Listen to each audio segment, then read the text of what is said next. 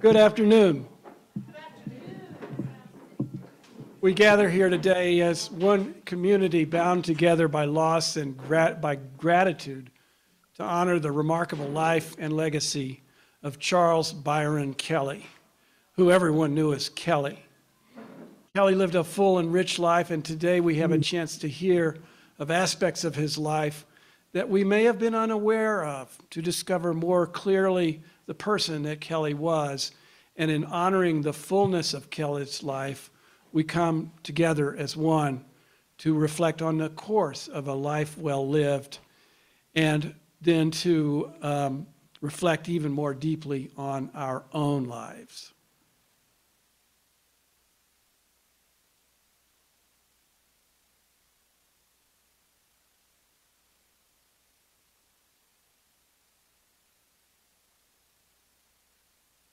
Our chalice lighting words today are by Myra Mikovits. We light this chalice, which transforms oil into the pure light and warmth, to remind us of our own living, transforming the stuff of the world into the love and activity of our daily lives. As we remember Kelley, may today bring forth transformation in ourselves. And I'm going to just scroll down here because I need to look at the words to remember them.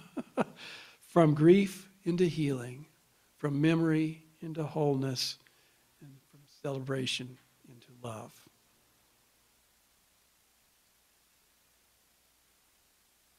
And I'm so grateful to be here with you today, gathered in grief and gratitude to be among those whose Kelley's lives touched. Now, Kelley wanted us to celebrate, and we will party. More details to follow. Feel free to get up and get a beverage or food or whatever of your choice anytime. Kelley would have certainly approved. However, it is incumbent on me to acknowledge the sadness, the grief, the mourning when someone dies. For psychologists are learning, and I think that Kelley, as a science-minded kind of guy, would appreciate this. We are learning that the experience of grief and the practices of mourning do help us to manage the intensity and duration of these feelings and find strength in our loss. Now, there are some things we should all know about grief. There is no one way to grieve. Each of us must find our own way. There may be days of sadness or confusion or disorientation. Sorrow knows its way better than we do, and it will ambush us when we least expect it. Love is not easily lost, and that is why we grieve. And when grief is complicated, or death is drawn out, as it was in Kelley's last months, grief can be even more confusing. We want to reclaim our memories of him in his earlier days as the active, humorous, brilliant man he was then. And that's the paradox of grief. It is to hold on to the parts of Kelley that will be ours forever, the stories, the memories, the love that will become part of our true inheritance. And at the same time, not to diminish what we have lost, not to diminish the experience of that loss. Death comes to us all. For those of us who live on, death awakens us to the fact that our lives are far more precious and far more fragile than we ordinarily acknowledge. So may we all stay awake to this preciousness of life. And in remembering Kelley today, we do not seek to explain away death or grief. We have no magical destination. At least I don't. Each of us must find our own way in understanding the world as it is now. In time, we'll come to a new sense of peace, but grief does not go away. It is not something we get over. Instead, time will teach us to weave this loss into the fabric of our lives. And together, as we weave this fabric, we hold each other in our grief, and we're reminded that life is a precious gift. And so, too, we celebrate. We celebrate here today in connection with one another, in supporting each other, in remembering Kelley, carrying him and his legacy with us in our hearts.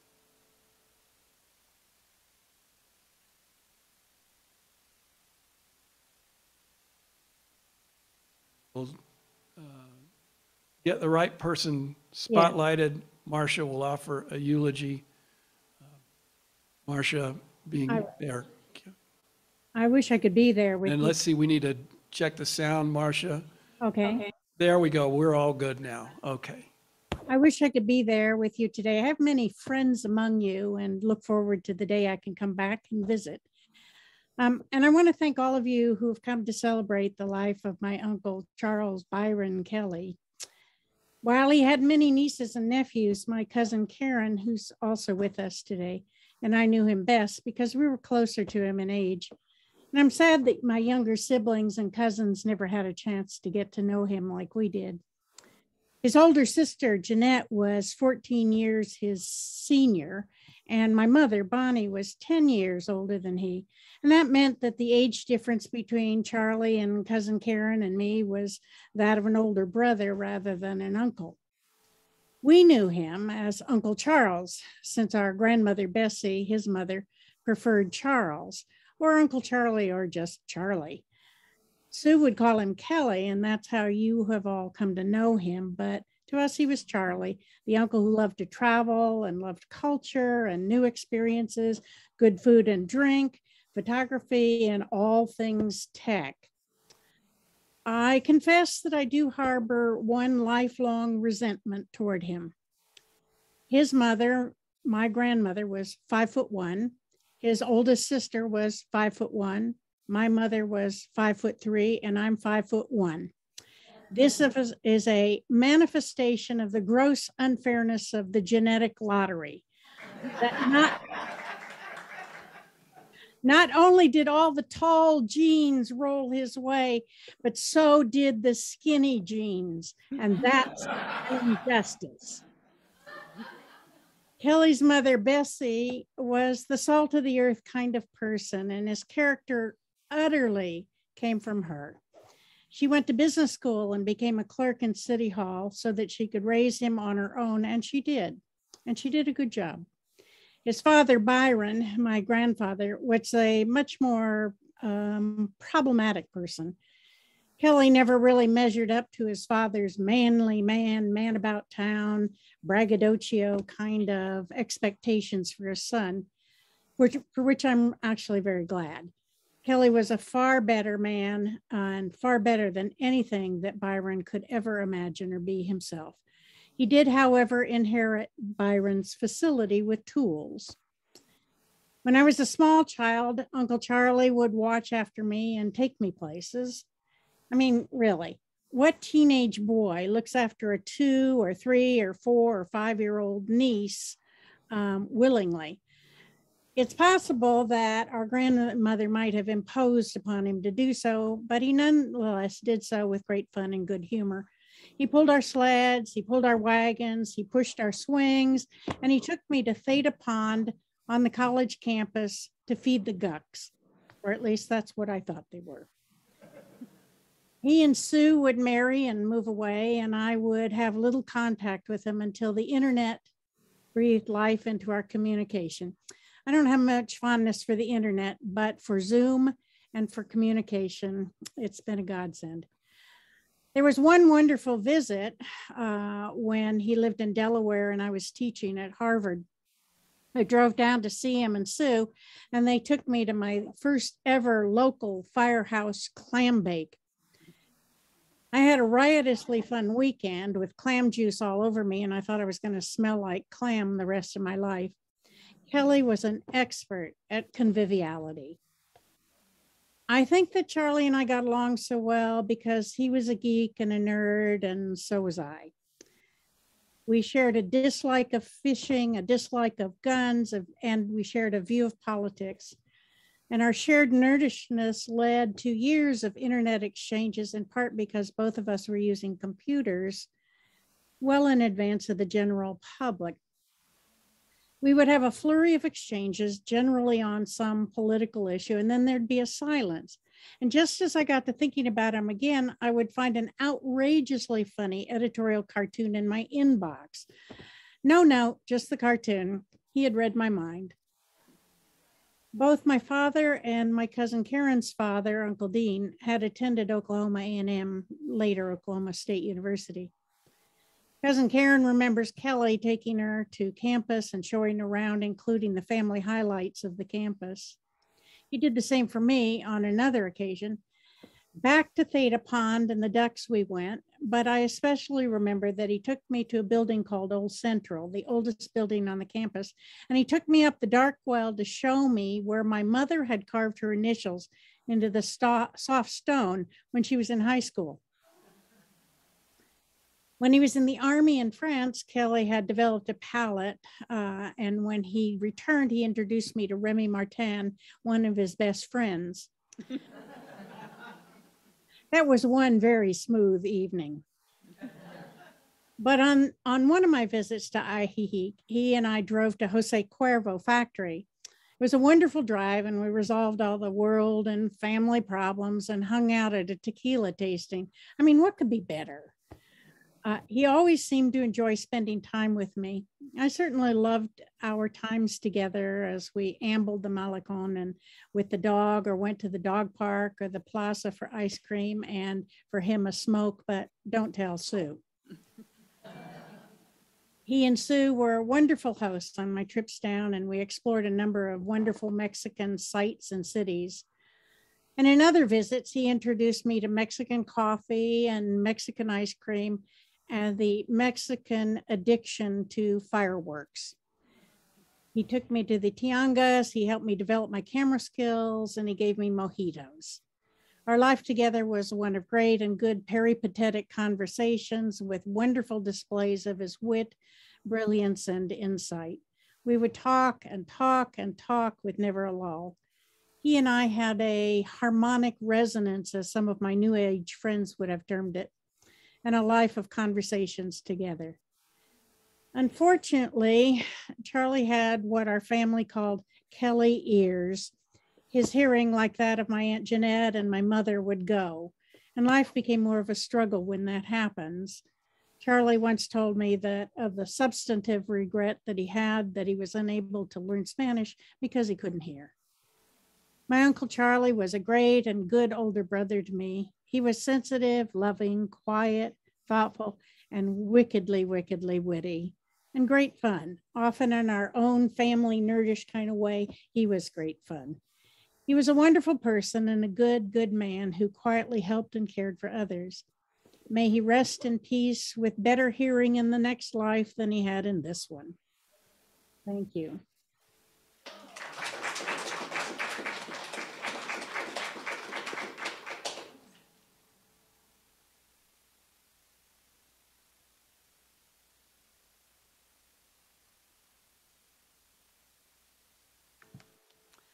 The family welcomes you to the celebration of the life of Charles Byron Kelley, known to all of us as Kelley. Now, there's a story that goes with this. Apparently, when he was in the 5th grade, there were 5 Charleses in the class. They were all called by their last name, and his stuck. Kelley was born in Stillwater, Oklahoma on May 6, 1936. His maternal grandparents made the 1889 Oklahoma run, and his mother was born in a sod house. The Listermans were true pioneers. Grandfather Kelley was sheriff of Mays County, that is Pryor, Oklahoma. The family story is he chased Belle Starr down the railroad tracks and out of Mays County. That's not on horses, not on in cars, that's on horses. I hope these slides will show you a side of Kelley that you might not have known before. The dark house in the picture to the left is 1109 Duncan, where Kelley lived until his marriage. These are pictures of baby Kelley and his growing up.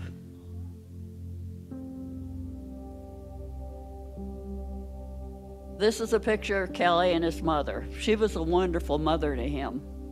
He was what he was. They turned it off. It's muted.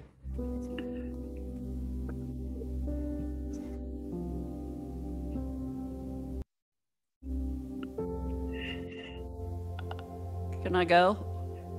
Okay. Kelley was what he was because of his mother. This is Kelley, his mother, and his two sisters. Jeanette is 14, and Marcia's mother, Bonnie, on the right, is 12. Remember school pictures? Kelley is 11 in this one. Kelley went fishing with his dad and stepmother, Eddie Mae. It was only because he was forced to. He never did again, once he didn't have to. This is Kelley in high school. This is his dog, Wolf. All his life he talked about this dog. Kelley would have been about 12 at the time of this picture. During our life together, we rescued 10 cats and 3 dogs. These are pictures of Aggie and Tori. Most of you here know both of them. Kelley matriculated through the Stillwater public school system and graduated from high school in 1954. From there, he would go on to Oklahoma State University. Oklahoma State would be a part of our lives forever. Not only was it located in Stillwater, where Kelley grew up, but both of us went there. One year, his Boy Scout troop were ushers for cowboy football. However, when we went to school, it was known as Oklahoma A&M. Kelley got to choose which name he wanted on his diploma. He chose OSU.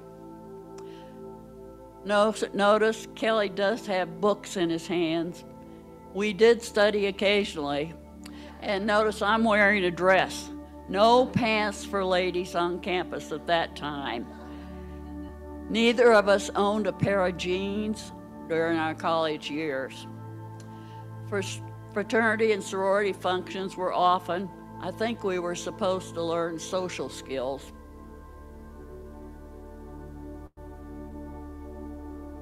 The picture on the left is Kelley at Boomer Lake. The picture on the right is Kelley at Boomer Lake. Boomer Lake was a favorite place to go when cutting classes if you had a car. A picture on the left is Theta Pond that Marcia talked about on the campus at OSU. When a frat boy got dropped or pinned, it was the custom to be thrown into Theta Pond fully clothed. Kelley endured this, but not in a suit. Kelley's yearbook picture from OSU in 1959, where he graduated in May. The picture in the middle is he and his mother just before graduation, and the picture on the right is the two of us at graduation. Notice he has a camera in his hand. He always had a camera in his hand. 3 months after graduation, Kelley and I were married, August 15th, 1959. We would be married for 62 years. The picture on the right is our first apartment, 302.5 Lindsay in Norman, Oklahoma. This building is still there, looks good, and is inhabited by students. When we lived there, the other 3 apartments were rented by married OU football players. We were able to get free football tickets. However, they were in the OU alumni section. Not good for those of us from OSU. There's an intense rivalry between the two schools. December 31st, 1959, Kelley was drafted and left for Fort Carson, Colorado. Not the ideal way to start a marriage. While in basic training, he would be a superior marksman. We worried he would be drafted into the infantry. However, he was sent to the Army IT school in May 1960 in Indianapolis, Indiana. I would get to be with him there for those 3 months. He graduated second in his class of 30. Kelley has been a racing fan as long as I've known him, usually Formula One, but he followed the Indianapolis 500 every Memorial Day. It was exciting for him to tour the Indianapolis 500 facility. Fortunately, we were not at the race that year because the scaffolding collapsed in the infield, which was where we would have been, and many were killed. However, we were able to go to the 24-hour Le Mans race in France when we were in Libya. Steve McQueen was driving for the movie Le Mans. After graduation, Kelley was posted to Colline Caserne, Metz, France, but this is a picture of it. We thought the sky had fallen in, but this would be proved to be one of the most fun times in our lives together, and Kelley would gain a career. While in the Army, Kelley was responsible for setting up a commissary inventory system that would be adopted worldwide for the U.S. Army. Our first home in France was the Hotel Fragnac, which is the upper picture. There were other Army wives there, and the concierge spoke English and was helpful in teaching us French. Our permanent apartment was the building with the shutters half down. We had a 2-bedroom apartment on the second floor, and the Muellers who lived downstairs would become like family to us. This is Kelley and I in our apartment, that apartment, our first Christmas together. The parties always seemed to be in our apartment. This is a promotion party for Kelley when he made Spec 5. He went from PFC to Spec 5 in 18 months. This had never been done before in such a short time. The hangout for our group in Metz was the aviation. Lots of fun times were had here. I remember when my mother was visiting us, the 3 of us stood on the street in front of the aviation, cheering when Charles de Gaulle passed by. The picture on the left is the Tour de France racing down Rue de Pont-à-Mousson, the street we lived on. We, with everybody else on that street, were hanging out the windows watching the race. And Kelley and I often talked about General Patton and his Allied forces marching down our street, liberating Metz from the Nazis.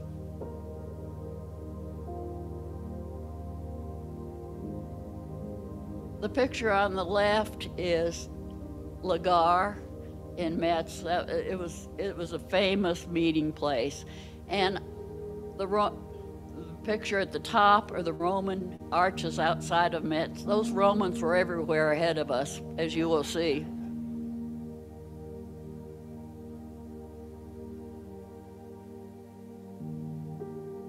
La Gare was the place for the best onion soup in the world. It was best after a night of partying, the last stop before bed. Before we got a car, we hung out at the base service club. They had games, books, and tours. And this is one of the service club tours to Zweibrücken, Germany, to ice skate. Kelley was not real fond of this. Well, he never was anywhere where it was cold enough to ice skate. Once I started working, we had some money to travel. First stop was Paris. Then we went to the French Alps. We finally got Kelley a warm coat, and we would go to Chamonix. We went to Chamonix often. We went several times while we were in Libya as well. The picture on the right is Stratford-on-Avon, England. And the Roman Forum in Rome, those pesky Romans again. The picture on the right is Le Corbusier's Ronchamp, still one of the outstanding buildings in the world. Kelley was discharged from the Army in the fall of 1962. He would go to work for Jersey Research in Tulsa, Oklahoma, awaiting a transfer to Tripoli, Libya. But first we had to move to Houston for 6 months. And there we are, getting ready to leave. That would have been the spring of 1965.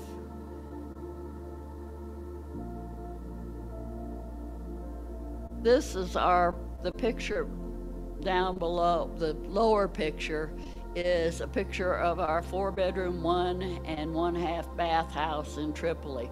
Most villas were duplexes like this. We lived on the outskirts of Tripoli in Georgian Popoli, where most expats lived.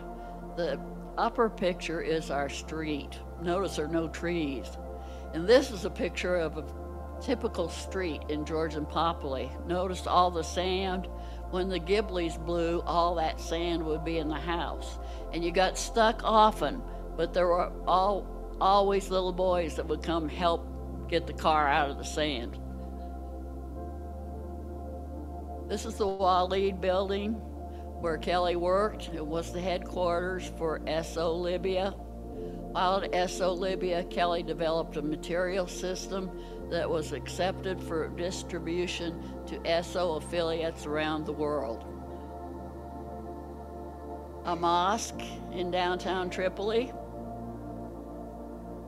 and Kelley in typical Arab dress.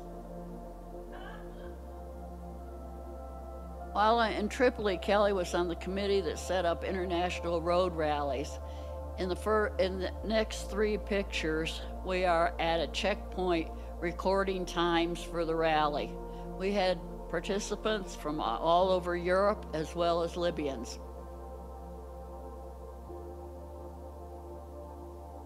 We were fond of wandering around the countryside, especially when we ended at Sabratha or Leptis Magna. These are some of the most complete Roman ruins, Romans again, in the world. If you look closely at the picture on the right, on the left, you can see the Mediterranean Sea in the background. While in Libya, we experienced a major Arab-Israeli conflict, one that necessitated the evacuation of all expat women and children. We also experienced Gaddafi's revolution. Most of the pictures in Libya are on slides, so I did not find any beach pictures. The beach was only 4 blocks from our house, and that is where we spent weekends.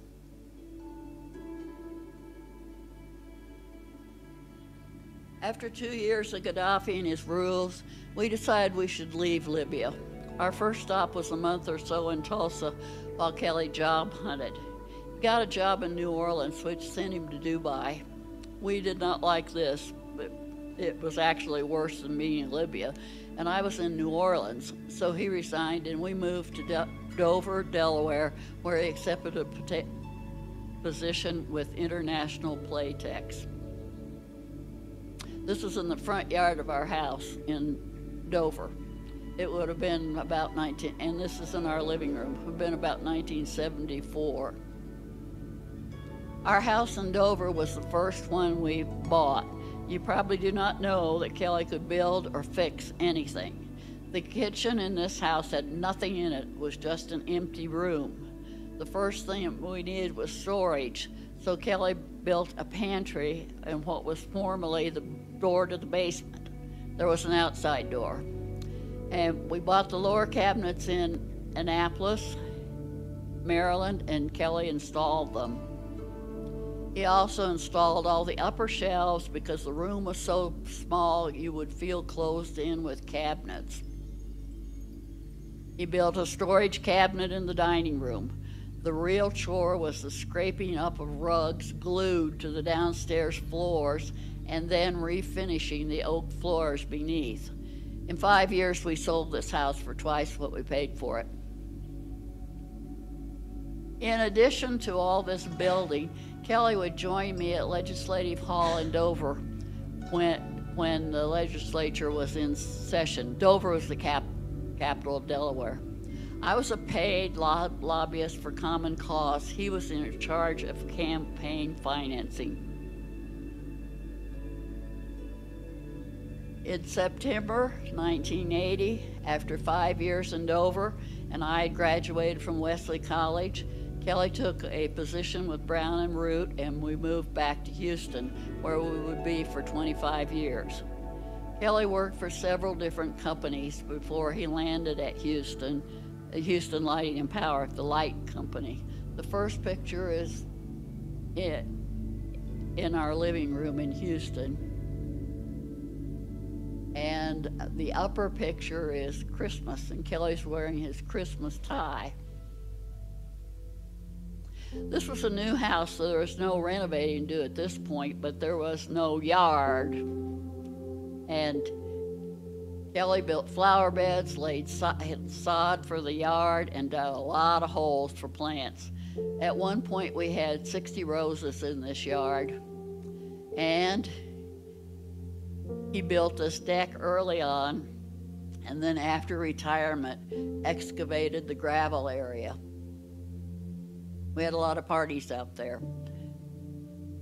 Now we were close to Stillwater, and we could visit family and attend Cowboy football and basketball games. We attended 7 bowl games during this period, and most of the football and basketball games in Texas. It was a nice weekend getaway. This picture is on the train to Corpus Christi. We were on our way to Laredo, but I think we were really there for the train ride. We spent a week in Chicago. The real reason for being there was to attend a Cubs game. This is my favorite picture of us, the two of us, older. Another train picture. We're on our way to Divisadero, Mexico, and Copper Canyon. Here we are celebrating an anniversary in the Bahamas. We spent a lot of time tramping around ruins in the Yucatan. We have been to all these places, and we went to the Yucatan once a year for 11 years. And there Kelley is on the beach at Playa del Carmen. All of these pictures were taken at Kelley's office at HL&P.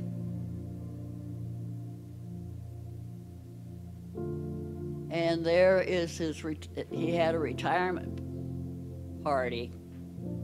Before moving to Mexico, we would totally renovate our house.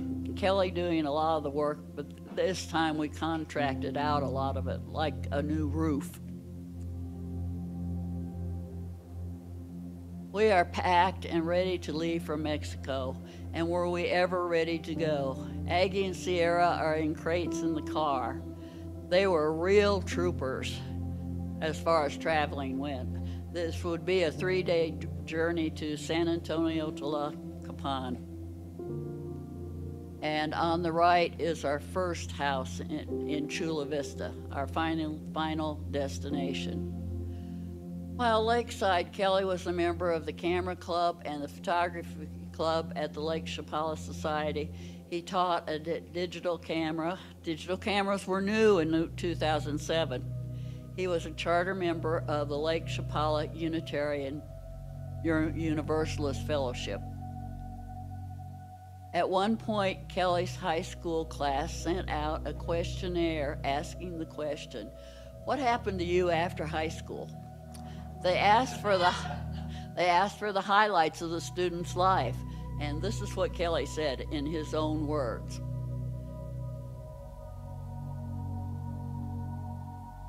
Living abroad while in our 20s and 30s, learning about other cultures, remaining married for 44 years, and participating in the evolution of the computer industry. Kelley lived a long and full life. He is very much missed. In closing, I would like to thank all those who made this remembrance possible, especially Roy and David who put together the slideshow. Thank you, guys.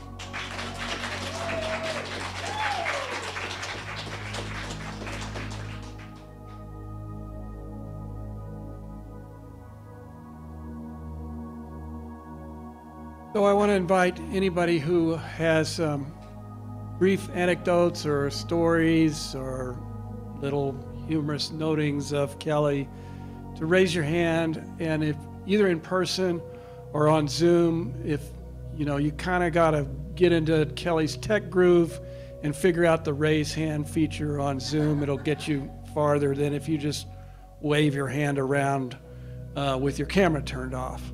So let's see, I'm gonna start back there and then go around the room here, and then I'm gonna let Colleen pick up people on Zoom who have something to share.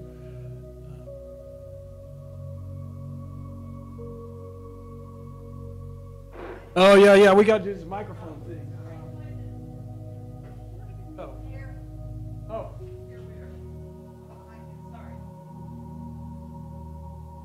Forget about these details. Technical details. Actually, Gary was supposed to speak, but he chickened out. Oh, really? Oh, gosh, he's here. He says what he missed most about Kelley is when we went over to see Sue and Kelley, he and Kelley would always go out on the back porch and smoke and drink and watch the birds and play with the dogs and talk about the women. Always nice things, of course. And the thing that I was going to say about Kelley is that I think a lot of us tend to forget the last 5 years weren't kind to Kelley. And before we met him the first time in 2007, and he always had a camera in his hand. Sue was right. He was snapping pictures everywhere. And he was just so funny. I'm sorry that we don't have those memories to remember him by. And I want to make sure that people know that Kelley was our official historian. And he put together a magnificent slideshow for Sue. I think it was our 10th anniversary. And I have it in old technology. It needs to be converted, but Kelley was our historian, and he did a wonderful job.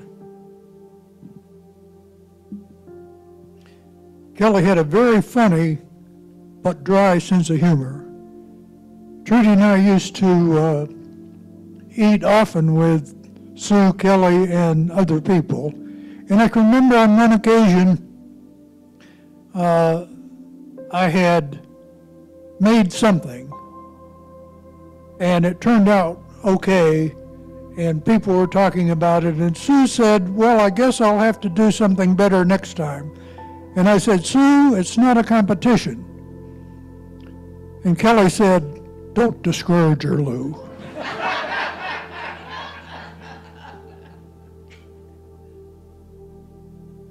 Aside from that,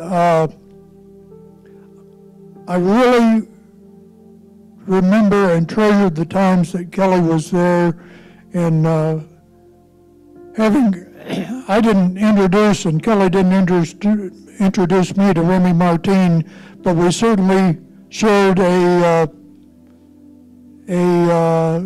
convivial gratitude for Remy Martin and other brandies.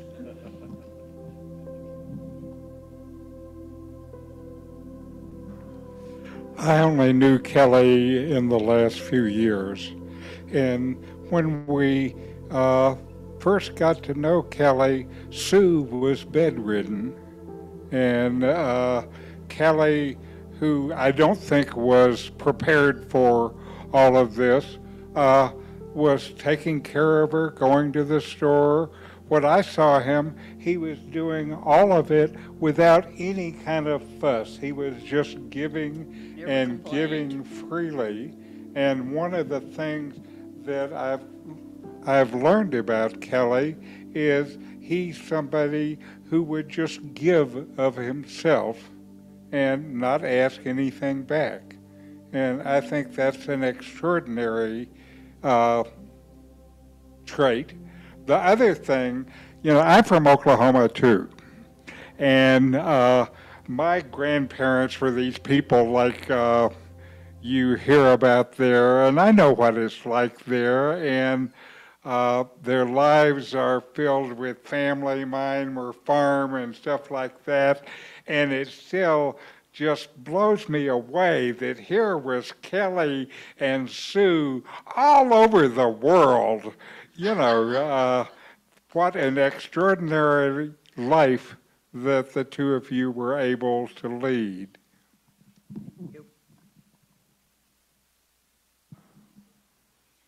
Gracias, Matt. I came down here moving to Barra de Navidad, and I found a source of the Guadalajara Reporter, and I started reading it, and lo and behold, there was a Unitarian fellowship here.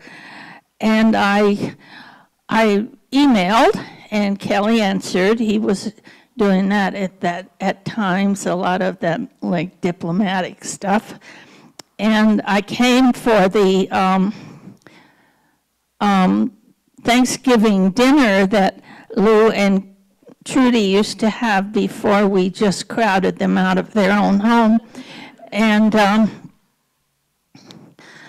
I started taking classes from Kelley at the LCS, digital photography. And I just thought he was one of the most wonderful people I'd ever met, and I loved him, and Sue knew that, and she didn't mind. I loved him, and I still do, and I knew him very, very well, and I don't want to cry, so I'll just hand this back.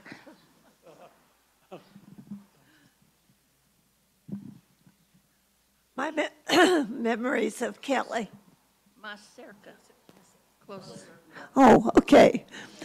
My memories of Kelley are of the men getting out, doing their smoking, having their drinks, talking about the animals and the women and all the good things.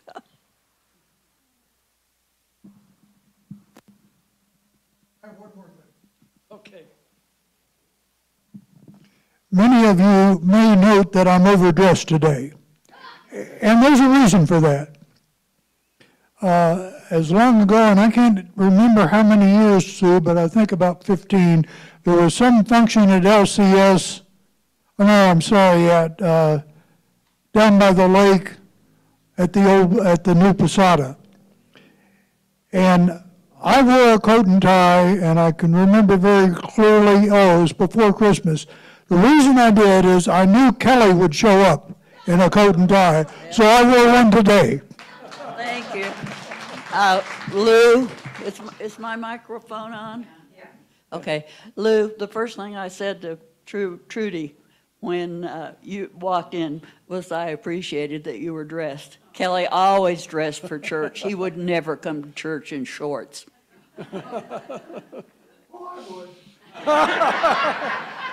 Shorts and a tie. ¿Algo más? Okay. If you want to be on camera, but you don't have to. Oh, yeah. Come on over here. My name is Ann Willoughby McMillan, and some of you I know my mother and my sister. Sorry, Edith Willoughby and Sally Willoughby. And so we came down, I think, how long, Sue, 15, 16, 17 years we've known Sue and Kelley? I've been here. Yeah, and one of the things when and I was the one that drove, right? We rented a car and we came every February. And I was kind of like uncomfortable with all these one-way streets and these cobblestones. And Kelley was so reassuring. He goes, one-way streets? It's just a suggestion.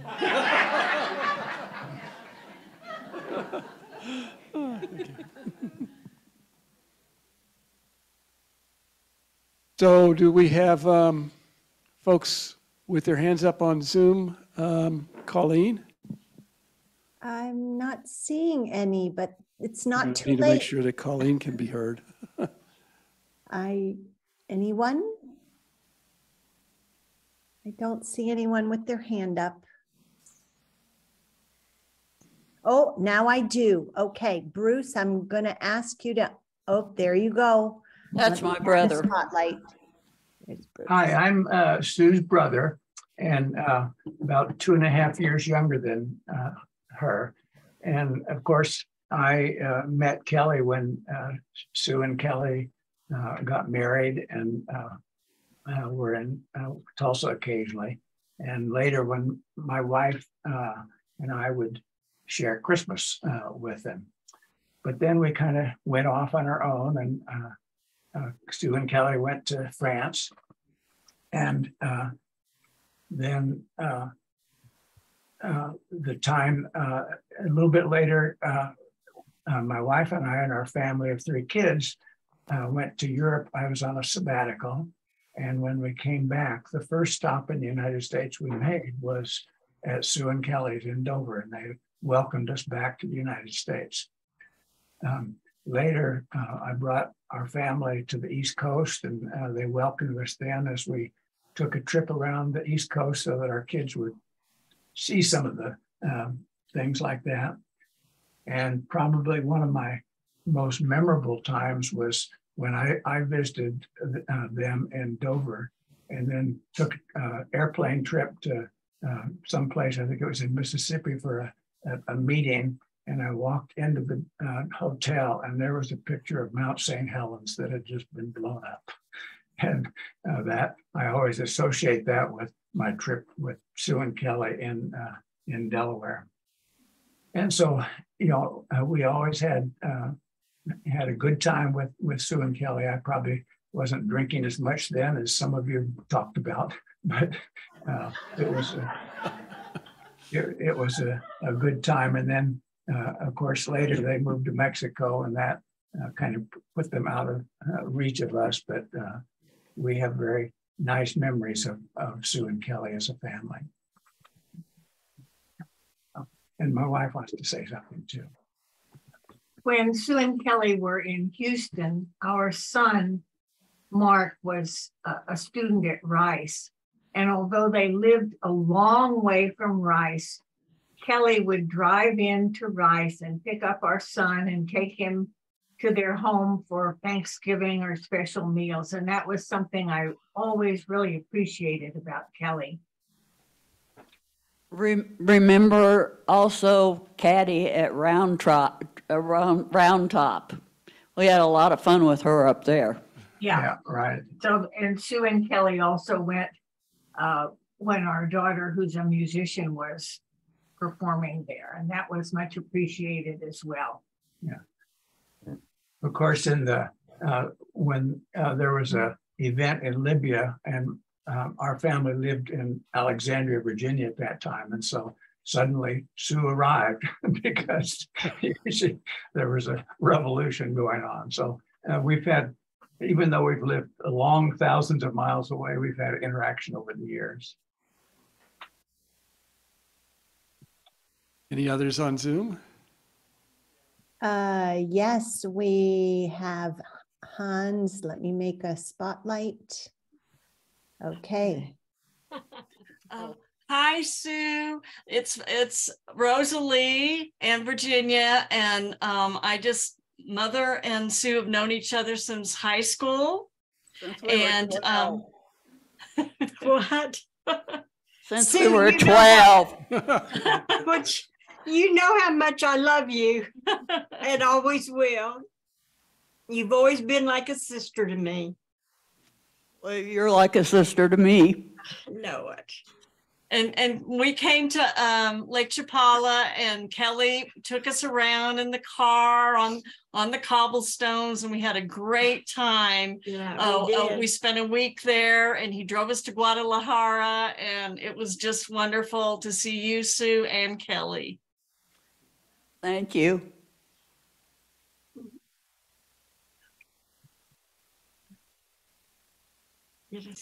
Colleen? Yes, we've got another one. Bill Okay. Frayer, can you unmute? I will unmute. I'm here in Maine. How come I've got this thing here? Oh, okay.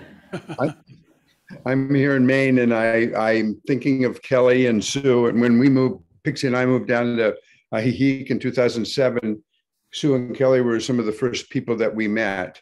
And I never knew Kelley that well because he was so quiet. And whenever I'd go over to Sue's house for the writers group, he would make himself scarce and take the dog out or something. And but I helped Sue edit her book that she's been writing about her lives overseas, about their lives overseas. And so I learned an awful lot about Kelley from helping her edit that book and reading all those stories. And I just remember him as, when I was thinking of what Richard said about when Sue was so bedridden for so long with that awful hip problem, and Kelley just did everything. And as far as I knew, never complained. And I think he was it just showed his character a lot. And I will miss seeing him. I just wanted to do that. It's nice to see you, Sue. It's good to see you, Bill. Thank you. You're welcome. We've got Nick next. Nick Miller. Yeah. Couple of things to say. I guess I've known Sue longer than probably anybody here except Bruce, perhaps. We were neighbors when I was 3 years old, and she was probably 5. And we inherited each other through our mother's Christmas card list.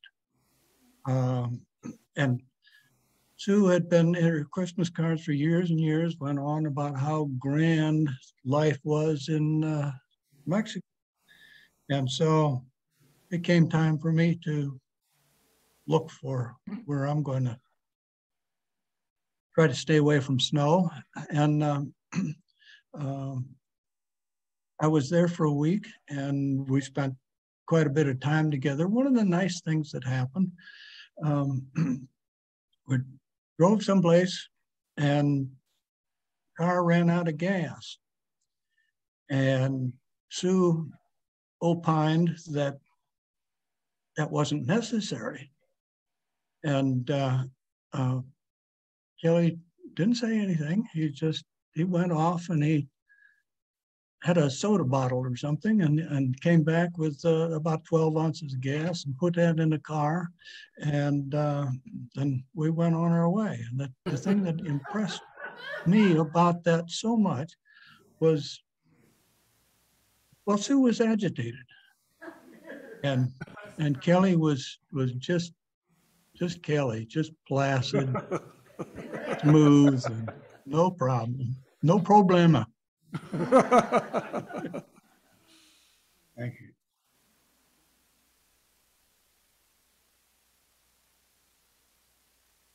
I have one to share from Lynn Stewart, who's not able to get her mic on. Can I read that to you? Yes, please. Lynn says, hi, I recognize a few of you here on Zoom and in Ahihic. My mom, Varn, lived in Ahihic for several years and was so blessed to be befriended by the UU family and especially by Sue and Kelley. Whenever I came to visit, Sue and Kelley always welcomed me into their home, and it came to be a great highlight of my visits. I have so many happy memories of dinners and day trips and mojitos with them. I love you, Sue, and I dearly miss you.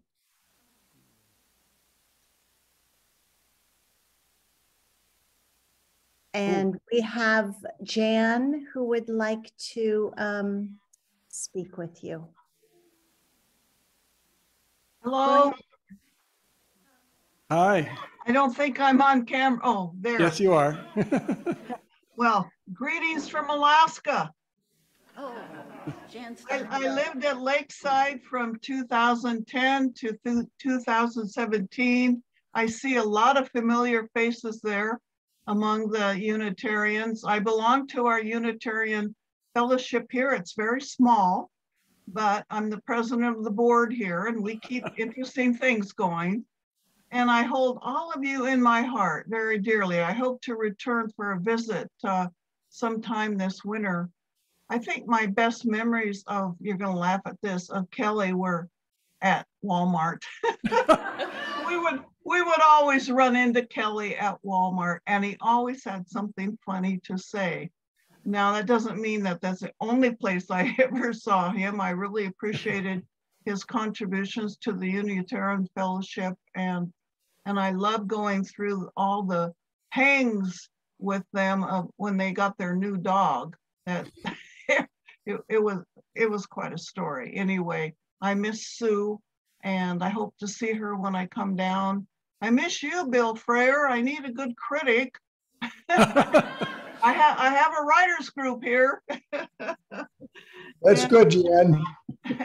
It's good to see you all and gathering together with love for Kelley. It's a very special moment.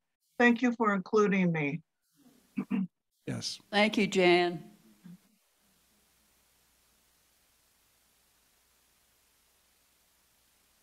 If that's all on Zoom, I have one more here in the room. Yes, that's all, Matt. Thanks. Gracias, Matt. Can you hear me now? Nice to hear from Jan Steinbright. And Jan, when you come to visit us, you got a place to stay with me, okay? Remember that? Let's see. Gracias. My dear friend Lourdes Ramirez, who's been taking care of me for the past few years, as if sometimes she thinks I need more taken care of than I do, but she wanted to come to this, but she couldn't because she had an appointment she couldn't break. And I just want to say that Kelley even reached into the Mexican community, despite the fact that he couldn't hear very well, which meant he couldn't learn Spanish very well. That's an impediment you just cannot overcome. But Lourdes wanted to be here today, and she's thinking about him, and I just wanted to put this into the fray. Thank you.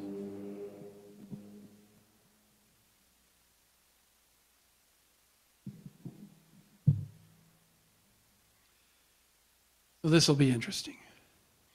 I invite you all to stand, and rise in body or spirit, and join hands with your neighbors. That means putting your drinks down. Yes, I know. As much as you can connect together, that would be great. I know this is, something we haven't done much in time of COVID and flu and all that before that, but we know better now.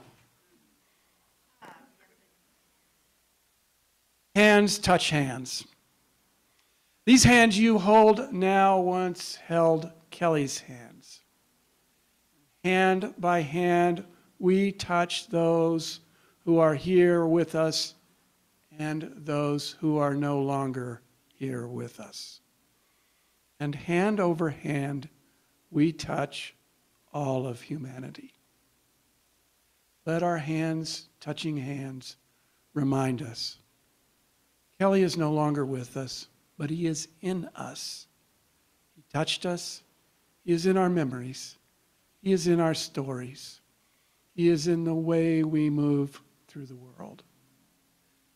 So let us go into the world, joyfully carrying Kelley in our hearts.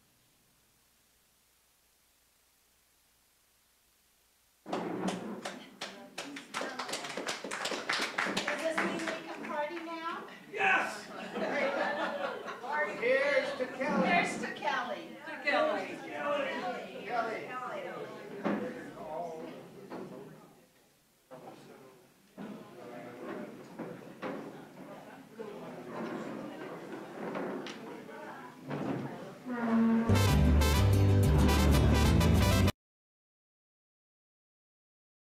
So their party